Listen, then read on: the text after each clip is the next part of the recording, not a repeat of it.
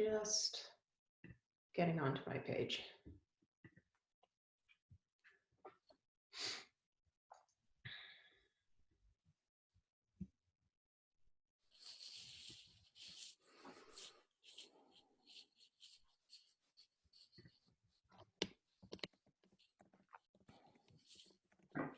I'll just sit here and hum to myself. Oh, you know what I didn't do was I need to switch us to what view in Zoom so we're not flipping back and forth. You're already live. Am I? Yep. Hi. That's awesome. Okay, hold on. Oh, wait. It says you were live 22 minutes ago. Oh, no, this I is was. a tech test. I was tech test. So let me do this. Got it. And let me do gallery. Just tell me when to speak. I'm just going to stand by. No, I got it. I got this. That's so funny. I'm like, what? I was like, you're wearing the same outfit and everything. Mm-hmm. It's got to be you. Here we go.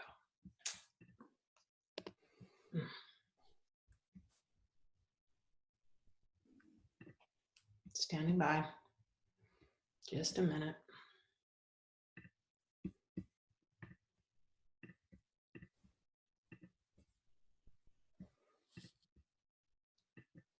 Page well fit and fed. Next. There we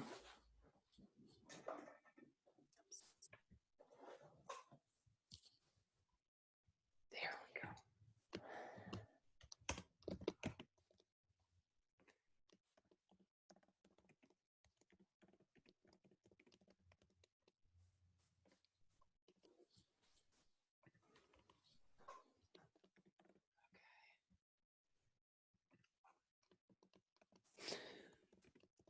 Just stand by. Okay, here we go. And go live.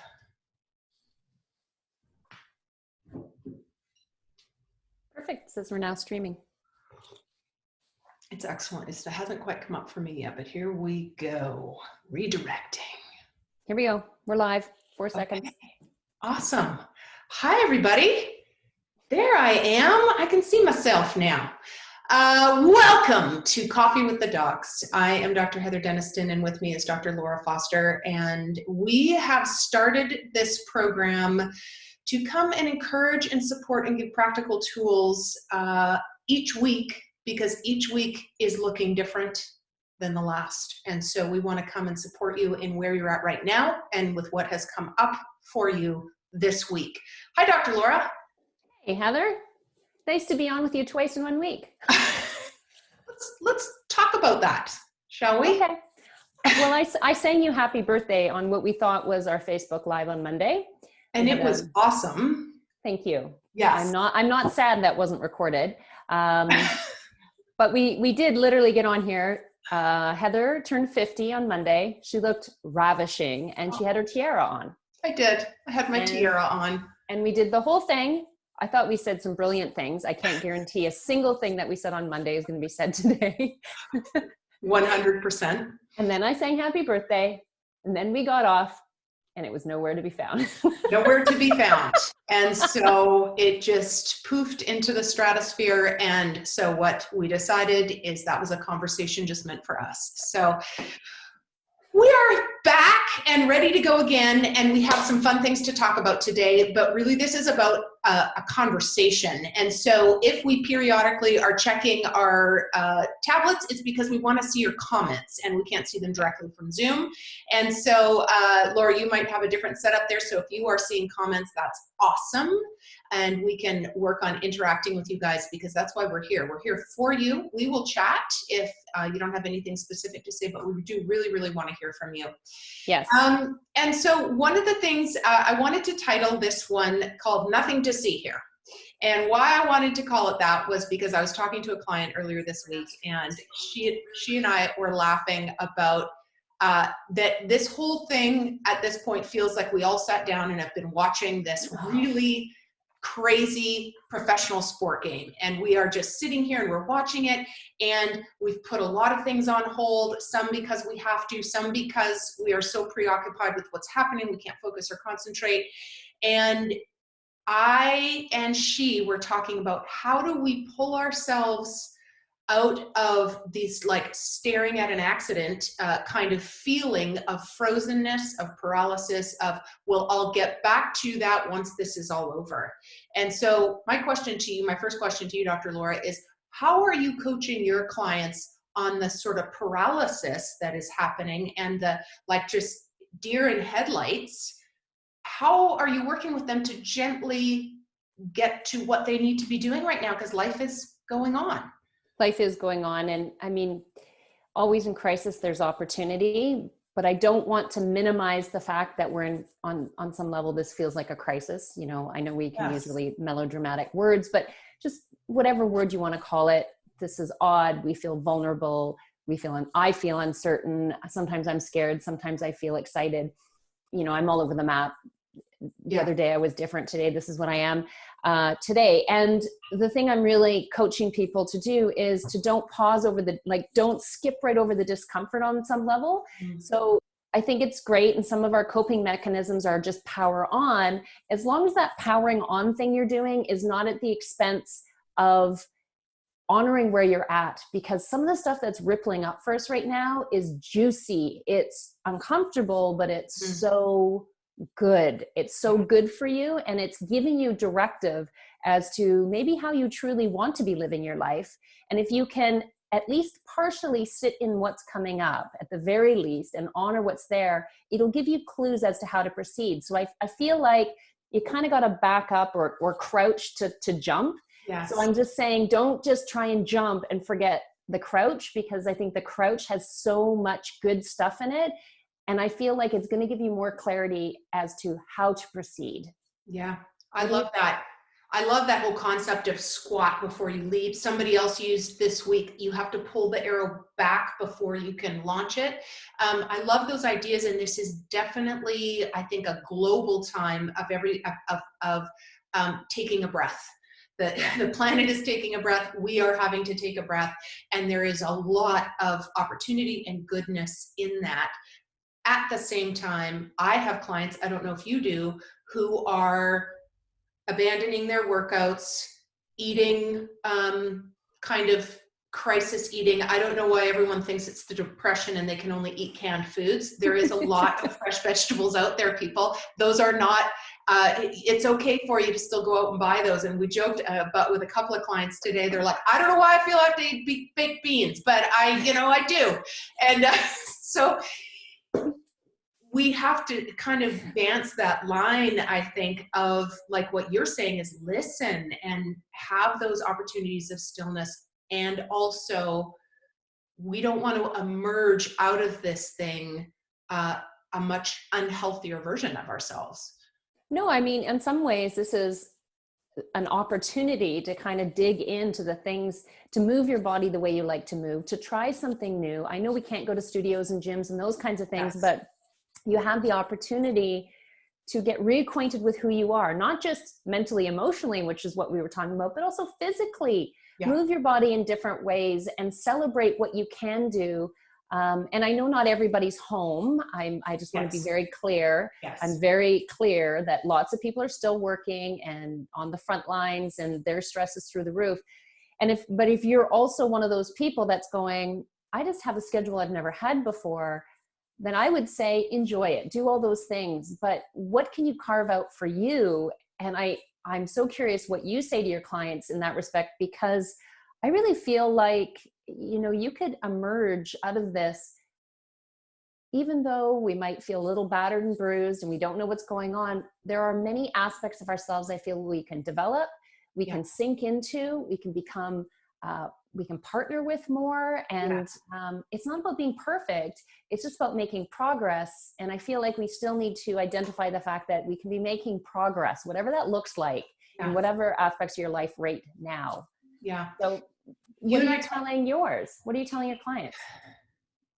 Right. Right. Well, you're not used to me asking the questions. You're such an interviewer. No, I am, but You're I good was at it. thinking, you probably saw I had wheels turning in my head about. Okay, go ahead. You go where you want to take it. Okay, and I will come back to this. We have talked the last 2 sessions and the third one that got eliminated about the ball dropping concept of, it's a unique time where many of us have felt like we are on a hamster wheel and we have been thrown off it into the corner of the cage.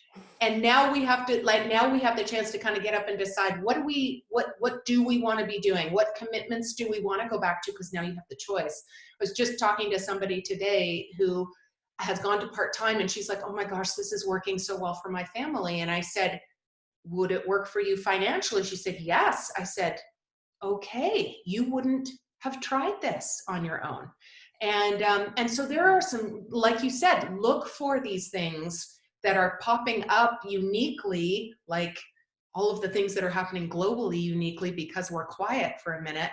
Yeah. And take a minute to sit with it and be with it and assess how that's affecting you. That's a very sort of abstract way to talk about those things. A little bit more concretely, I'm just encouraging people to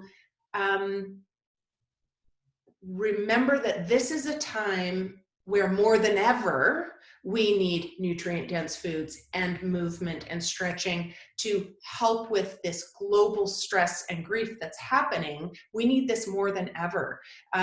Leaning toward comfort foods and curling up on the couch and binge watching Netflix all day is fine in a small percent, but if that starts to become most of what you're doing, you are going to come out of this in not good shape. I guarantee it. And I think we all went, oh my gosh, this is so shocking. Let's just blow everything for a week, and then it's 2 weeks, and now you're in week 4. And at some point, I kind of was saying to myself, nothing to see here, move on. Let's kind of get things going. I've had to talk to a couple of my family members about being a little bit news obsessed. And as we talked about in our first thing, dipping a toe in the morning and dipping a toe in the afternoon and not bathing in it all day is a much healthier way to approach this.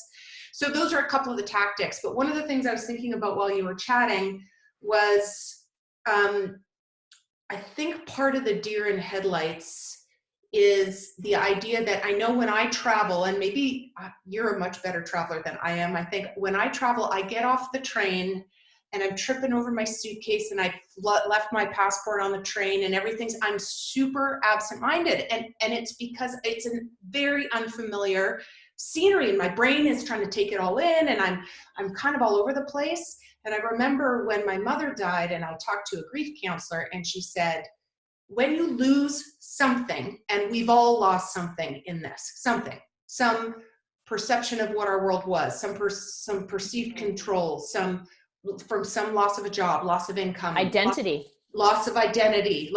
We've all lost something. When you lose something, and in that case, it was my mother, you're in a new landscape. Like, this is a whole new land. You have just gotten off a train in a new land. And so be gentle with yourself if you feel scatterbrained and you're feeling absent-minded and you're distracted. Those are all very normal things to loss. And so I think, Laura, I listen to you a lot about self-compassion, kindness, taking the time to just sit and listen and just hang quietly with yourself. Well, and I think that's what's unique about it is because you're really tangible. Like, you're always like, make sure your nutrition is nutrient dense, all these things you just said. And yes. I'm over here saying 100% because that's your rudder in the water. That's your foundation. And I guess the part that I always say is you have to take care of you.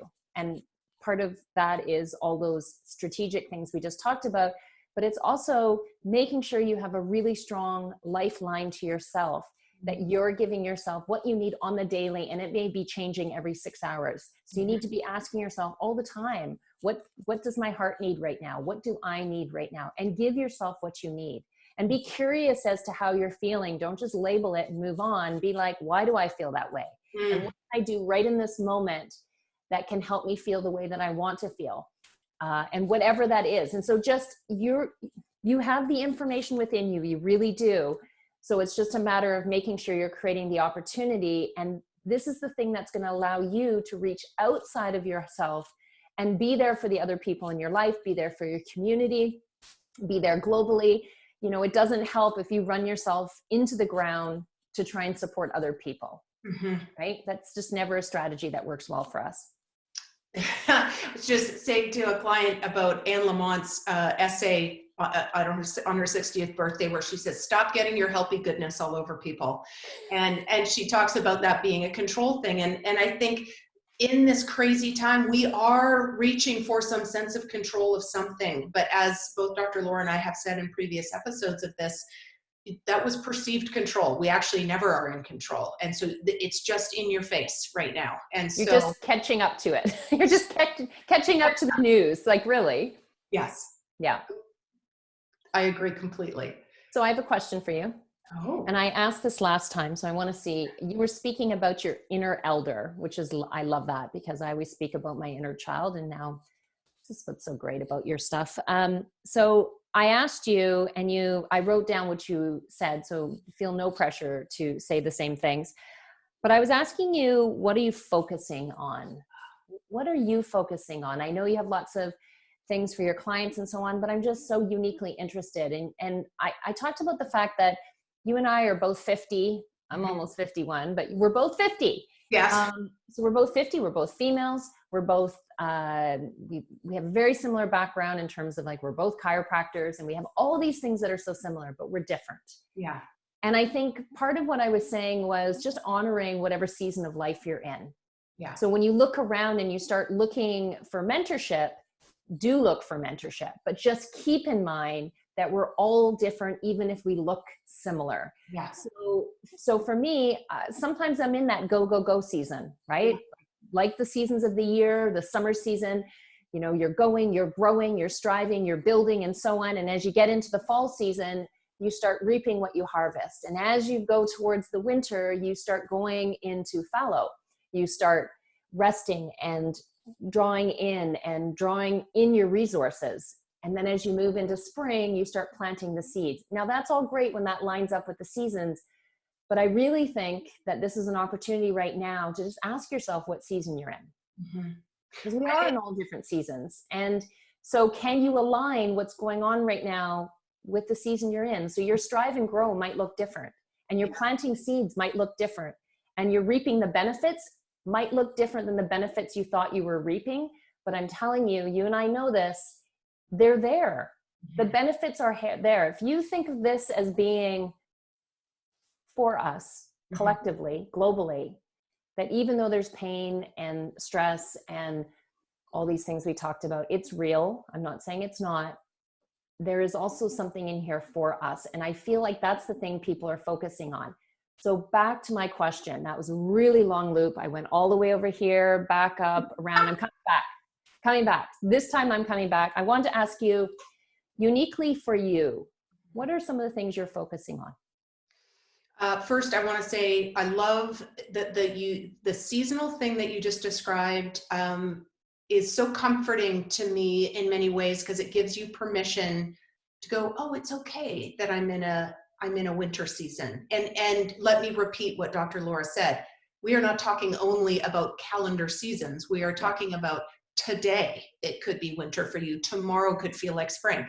And so I really resonated with that when I heard you say that the first time. And so I've kind of been thinking about that a little bit, and it works into my focus a little bit. And that is that the first thing when you ask me that question is, my heart is heavy, as are most people's to some degree. So I am looking to feel what that is, and also look for bite-sized pieces of joy daily to help balance just a little bit of what's going on in my heart. Yeah. And so I have had a lot of fun looking for the smallest things. Now I'm in the desert, and it's spring and the flowers are popping open. And so instead of walking by and going, nice flower, I'm stopping and I'm taking a picture and I'm looking at it, I'm breathing it in, and I'm trying to very intentionally capture those moments that just lift and elevate my energy and my being. And so those are some things. Like last night, I was outside walking, and I have become a true tree hugger. I literally have my hands all over the bark, and I'm just talking to the tree, and it brings me joy. And I don't care if you think I'm a lunatic. It just feels really good to me. It resonates with me. And I know you don't think I'm a lunatic. No, I definitely don't. I'm right beside you on the other side. That's right. Yeah. So those little bite-sized pieces of joy, and then from knowing me for so long, movement is anti-anxiety for me. It is for many, many people, but I recognize it on a deep, deep core level for myself. And so really prioritizing whatever kind of movement I can throughout the day and putting that in first before I start scheduling in my work. You and I are both working. We happen to work from home.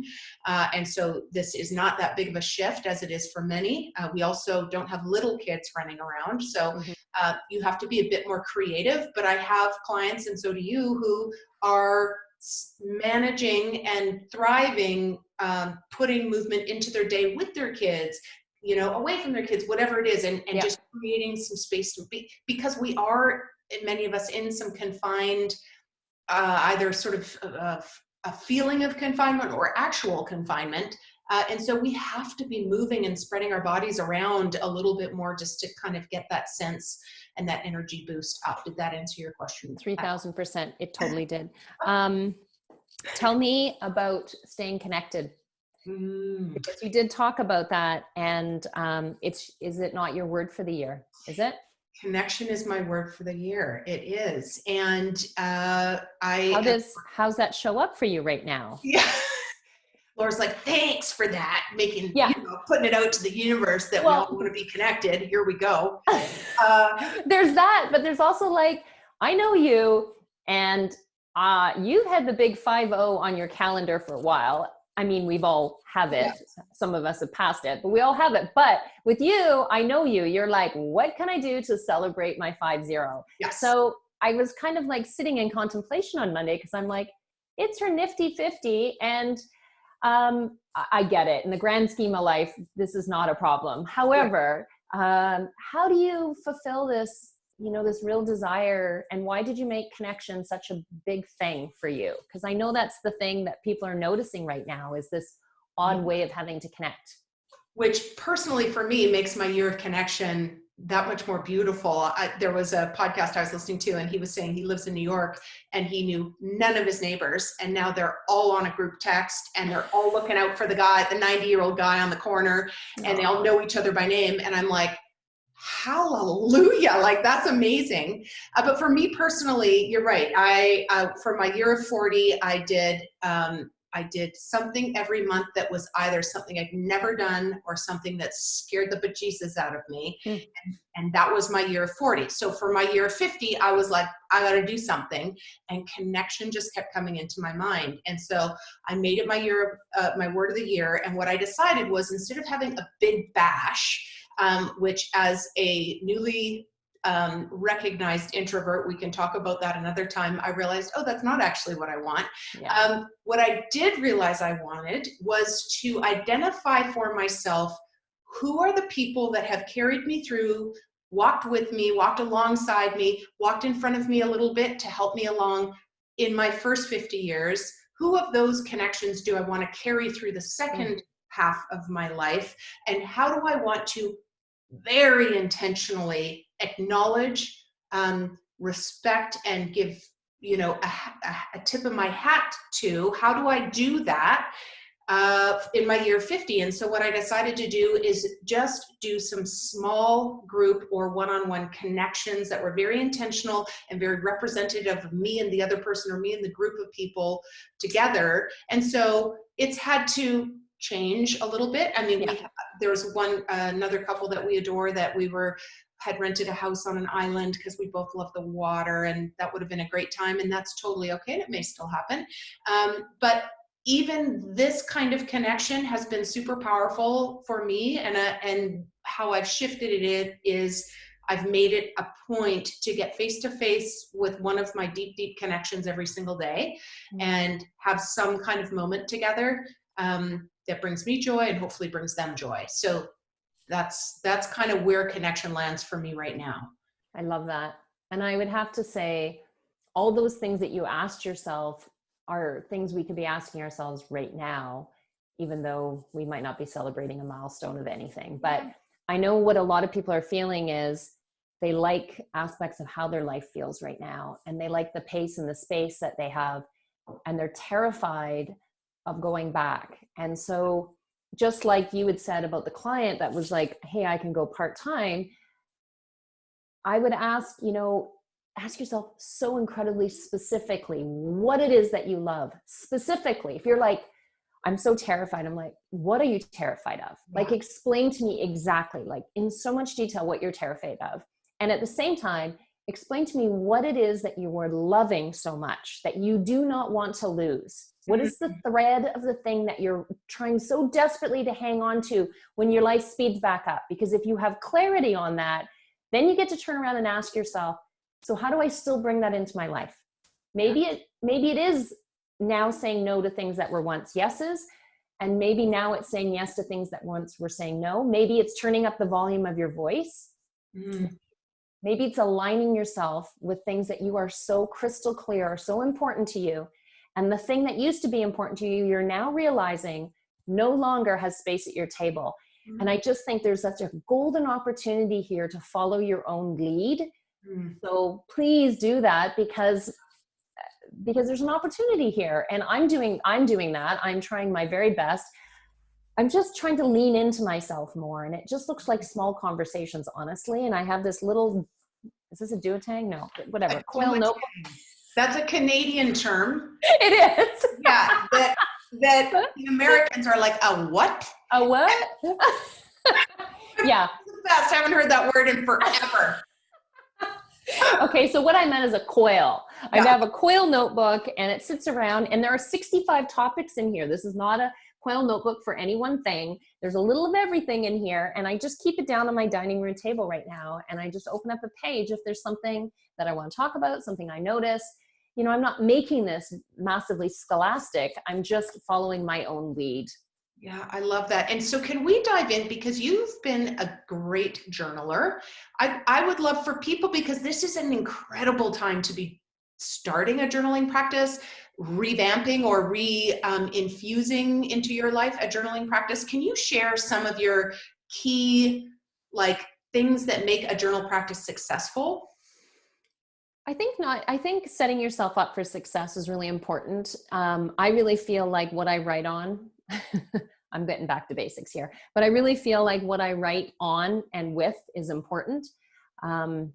It's kind of like, for me, if I'm going to exercise and move my body the way I like to feel good in the clothes I'm wearing. I know that sounds ridiculous, right? No, I'm just saying it sets the tone for me. Yes. So having, for me, it's a fine point Sharpie and blank paper. That's my claim to fame. That's my success. So I love to be able to write on a blank paper that doesn't have lines. You may feel differently, and that's the point.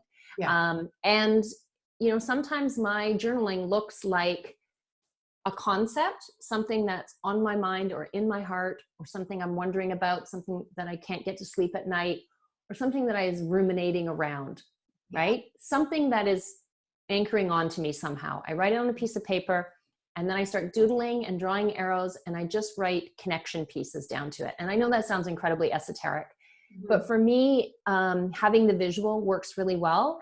That's one thing I can do. Other times what I'll do is I'll just start with, I think, I feel, I need, I desire. I just start with the simplest words, and then I just start writing. And here's the thing. Give yourself permission to write without judgment, to write without follow through. You don't need to do anything with the words that land on your page, and you don't want to be writing it for anybody. So chances are, if you write a little quicker, and just let things free flow, you'll tend to get to the heart of what's going on. When we start to kind of like pretend we're composing something, Yeah. you can tell. As soon as you drop from here up to here, as soon as you go up between your ears and you can tell you're thinking before you're writing, try to shift that. Try to start to just write a little faster, and even use, short form or whatever, but just try and get the words onto the paper a little faster. And that free flow will tend to tap into the things that are actually meant for you to write down. I love that. And two things on that. One that you've taught me before is that because I love to type, typing is very it's very tactile to me, and I love it. But one of the things that you've taught me is that writing really, no matter how fast you're writing, it's often and most of the time slower than how fast you can type. And it helps you slow it down. And also something going out to a hand and physically doing this, there is something there that taps into parts of your brains that are not available when you're like doing this. Yeah, for sure. I mean, like when you are free flowing your thoughts and you're doing it with a computer, it's not the same. You're right. There is a different thing that needs to happen when your hand forms the letter. There's a connection that goes on to your brain. And that's where the gold is. Yeah. Like, I really encourage people to not ever use a tablet or a typewriter. Yes. I'm just aging myself there, or a computer rather. Yeah. A big Olivetti. I can remember my mom's, and when she got her first electric one, and you'd hit the thing and ding back. Totally. Yeah. Might have been. For anybody under 45, you will have you have no idea what we're talking about. I'm just going to pop but in. I love that. That was a side track. That was a deviation. We weren't planning to talk about journaling, but I do think it's incredibly powerful right now. And like you say, Laura, it looks like whatever you want it to look like. If you want to use colored pens, use colored pens. If you want lines on your paper or graph paper, do it. 100%. If you just want to do drawings that don't make any sense, that's okay too. You're processing through it. That's okay. How are we doing? He's just checking Facebook. Are we still on? We're still on. Okay, awesome. This is go ahead. Oh, I was just going to say, back to, I loved what you said about maybe that doesn't have a place at your table, referring to maybe there is stuff that was in regular pre-COVID life that you are very clear now, or maybe even just moderately clear, that you don't think it does have a place going forward. Do you have an example of that? Or can you think of things that might be examples for people? Yeah, I was just wondering whether I wanted to share this. I love it when sentences start like that. I was like, okay, so I've been in practice like you for, I don't know what, we graduated in 1996. Yeah. I did. I think you did too. And in December, I stopped full-time practice, and my practice had already moved over and bought by one of my long-term associates.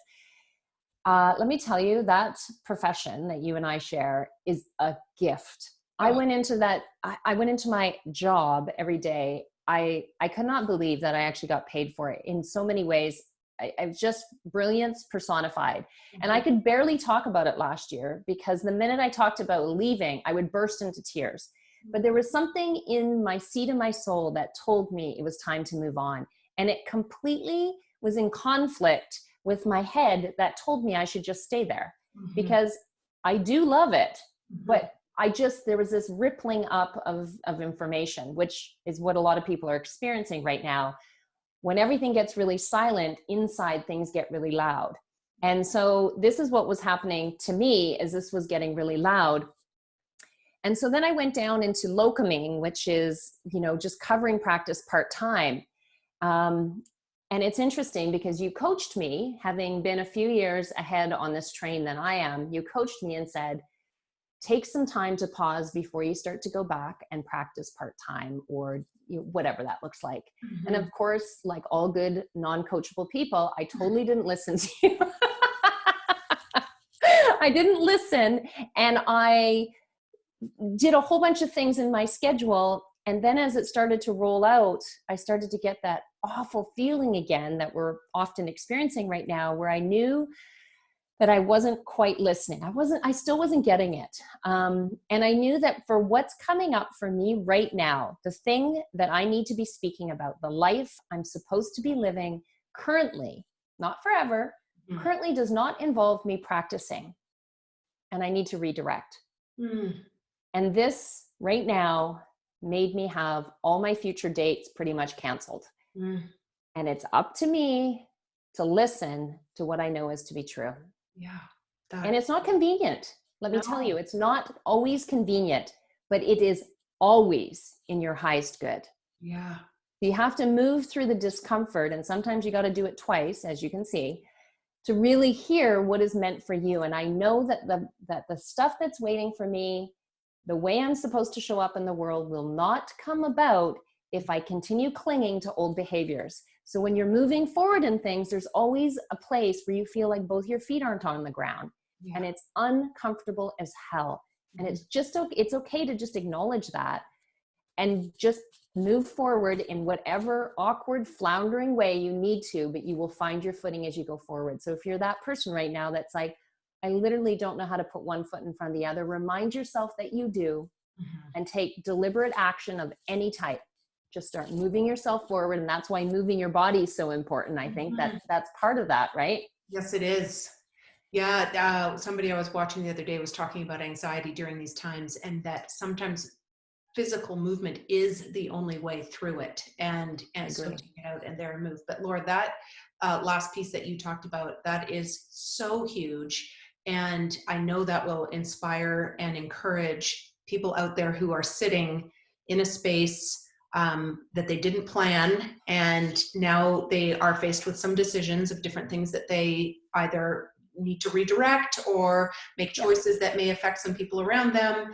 And I encourage you as well to really listen. And I loved what you said about it's always in your higher good. If you are being called and it's clear you are being called, it's important to listen. So I think that's so great. Yeah. So I did not tell you this, but I have an idea for how to wind down our show. Oh, surprises. Great. It's really easy. Okay. If any of you have not gone to YouTube and watched Pluto's tips during coronavirus, I need you to do that. And I'm going to give you my two favorite from this week. And if Laura has any from a couple of the ones she's watched, she can, or she can opt out. And next week, she'll have her favorite Pluto tips. He is doing a video, I think, every 3 or 4 days. Oh, it's beyond hilarious. And they are so freaking funny. So if you need a laugh, go over to Pluto Coronavirus on YouTube and watch all of them. Binge watch them. But here's my two favorite. One is keep your nose on your own face. First of all, you need to tell everybody he's a dog. He's a dog. Okay, and good. There you go. Yes. And it's his voice and the way he's got a sinus issue and he sniffles all the time. And he's not an excellent public speaker, but he gets his message across and it's hysterical. And so this week he talked about keeping your nose on your own face, because I have found myself like just last night, I was out, I was doing my workout, and I was over at a tree where nobody else was, and I walked past this group of people on these outdoor couches, and there's 3 couples sitting there. And I'm like, I felt it, and then I'm like, Pluto says keep my nose on my own face. Business. And you cannot control how other people are going to handle this whole shenanigan. You can control what you do and how you respond to it, and that's all you're responsible for. That's it. Number 1. Number 2, put on button pants at least once or twice a week, because if you wear stretchy pants all the time, then the perception of your waistline may be